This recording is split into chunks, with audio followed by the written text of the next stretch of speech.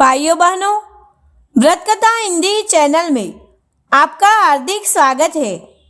इस चैनल में हम 12 मास की व्रत कथाएं, धार्मिक प्रवचन और राशिफल इत्यादि संपूर्ण और शास्त्रोक्त सुनाते हैं। इस वीडियो में मैं कृष्णा पंडित आपको मार्गशीर्ष मास का कथा अध्याय 5वां सुनाती हूँ। ब्रह्मा जी श्री विष्णु भगवान से बोले कि हे अर्जित, पंचामृत के स्नान कराने पर जो फल मिलता है और शंख में जल भरकर स्नान कराने से जो फल मिलता है, हे अच्युत, जो आप मुझे बताने की कृपा करें। श्री विष्णु भगवान ब्रह्मा जी से बोले कि जो मनुष्य मेरा दुग्ध अभिषेक करता है, उनको प्रत्येक बिंदु में 100 अश्वमेध यज्ञ का पुण्य मिलता है। दुग्ध से अभिषेक कराने की अपेक्षा 10 गुना अधिक फल दर्दी से अभिषेक कराने पर मिलता है। दर्दी से 10 गुना अधिक फल घी से अभिषेक करने पर मिलता है। घी से 10 गुना अधिक फल मधु से अभिषेक करने पर मिलता है। मधु से 10 गुना अधिक फल शर्करा से अभिषेक करने पर मिलता है। और मंत्र पढ़कर गंध, पुष्प, जल चढ़ाने से सबसे अधिक फल मिलता है। हे देवताओं में से जो द्वादशी अथवा पूर्णमासी को गौ के दूध से मुझको स्नान कराते हैं, वो महापापों को नष्ट हो जाता है। जैसे दूध से दर्दी, घी आदि पदार्थों की उत्पत्ति कही है, इसी तरह दुग्ध स्नान से शेष समस्त कामनाओं की सिद्धि होती है। दुग्ध स्नान से सौभाग्य की प्राप्ति, दर्दी स्नान से मिष्टान भोजन और घी से जो मुझको स्नान कराता है, वह मेरे पुर को जाता है। मार्गशीर्ष मास में जो मधु से स्नान कराता है, वह स्वर्ग सुख भोगकर फिर से इस लोक में आकर राजा की तरह जीवन व्यतीत करता है।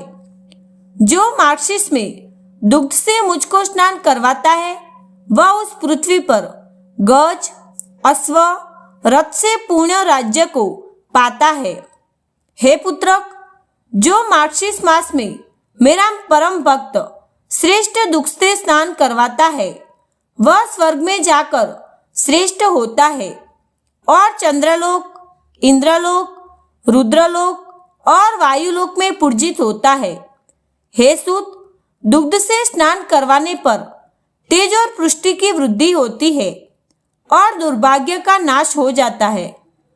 जो मनुष्य मार्गशीर्ष मास में मुझको पंचामृत से स्नान करवाता है, हे मानद, वह मनुष्य इस पृथ्वी पर बंधुगणों से शोचनीय नहीं होता।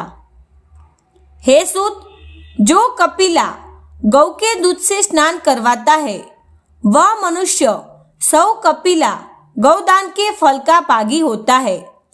जो देविक तीर्थ जल को शंख में भरकर मुझको स्नान करवाता है, वह मार्गशीर्ष मास में एक बिंदु जल से भी अपने कुल का उद्धार कर देता है।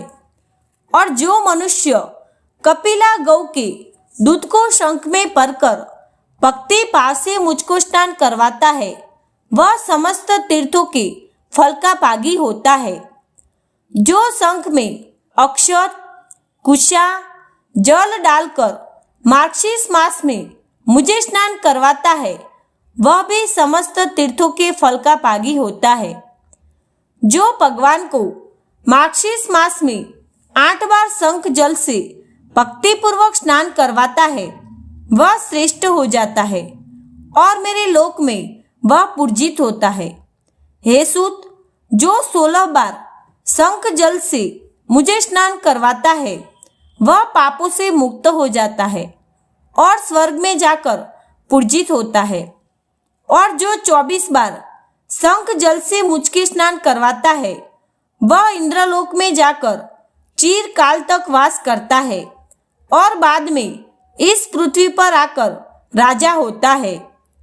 जो मार्गशीर्ष मास में 108 बार शंख जल से मुझे स्नान कराता है, वह मनुष्य प्रत्येक शंख में 16 मासा सुवर्ण के तुल्यदान का पागी होता है। जो भक्त मार्गशीर्ष मास में शंख ध्वनि करके मुझे स्नान कराता है, उसके पितर उस समय ही स्वर्ग में प्रतिष्ठित हो जाते हैं। जो 1008 बार शंख जल से मुझे स्नान कराता है, वह सपरिवार महाप्रलय पर्यंत मुक्ति फल का पागी होता है। हे सुरश्रेष्ठ, जो नित्य शंख जल से मुझे स्नान कराता है, वह नित्य गंगा स्नान के फल का पागी होता है और देवता के समान आनंद करता है। हे सूत, जो नमो नारायण मंत्र पढ़कर शंख के जल से मुझे स्नान कराता है, वह समस्त पापों से मुक्त हो जाता है। जो शंख में तिल और पादोदक को रखकर वैष्णव महात्मा जनों को देता है, वह चांद्रायण व्रत के फल का पागी होता है।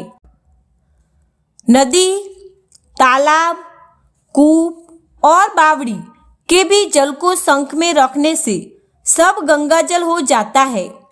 जो वैष्णव मेरे चरण जल को शंख में लेकर नित्य सिर से धारण करता है, वह तपस्वियों में श्रेष्ठ मुनि है।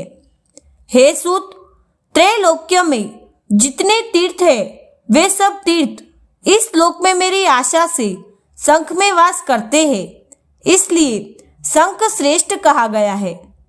जो वैष्णव मार्गशीर्ष मास में जल भरकर शंख को हाथ में लेकर इन मंत्रों से मुझे स्नान करवाता है, उस पर मैं प्रसन्न होता हूँ।